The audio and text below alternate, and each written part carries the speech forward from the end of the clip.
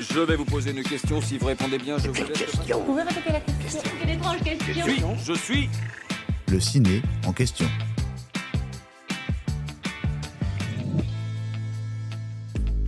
C'est le film le plus bouleversant de ce début d'année 2024 sur Netflix. Le Cercle des Neiges a ému tous ceux qui l'ont vu. En premier lieu pour son intrigue, le film raconte une histoire vraie survenue en octobre 1972.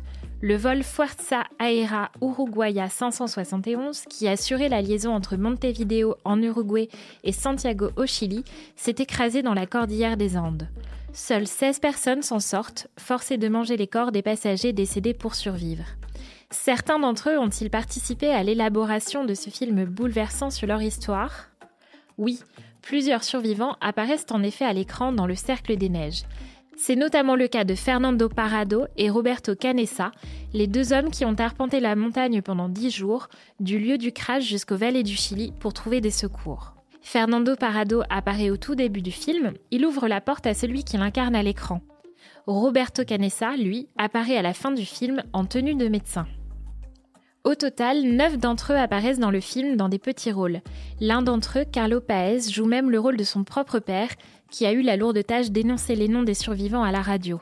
3 d'entre eux étaient d'ailleurs présents à la Mostra de Venise en septembre, où le film a été présenté en avant-première.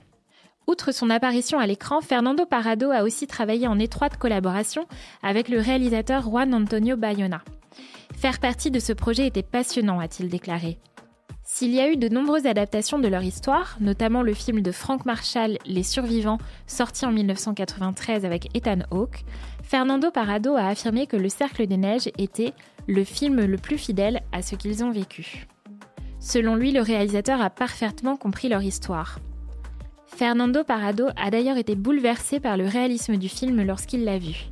Il a ainsi déclaré « Pour la première fois depuis des années, j'ai été envahi par les sentiments que j'avais ressentis à l'époque ». Le film Le Cercle des Neiges est nommé aux Oscars dans la catégorie Meilleur film étranger. J'espère que cet épisode vous a plu. Si c'est le cas, abonnez-vous sur votre plateforme d'écoute préférée pour retrouver de nouveaux épisodes chaque semaine.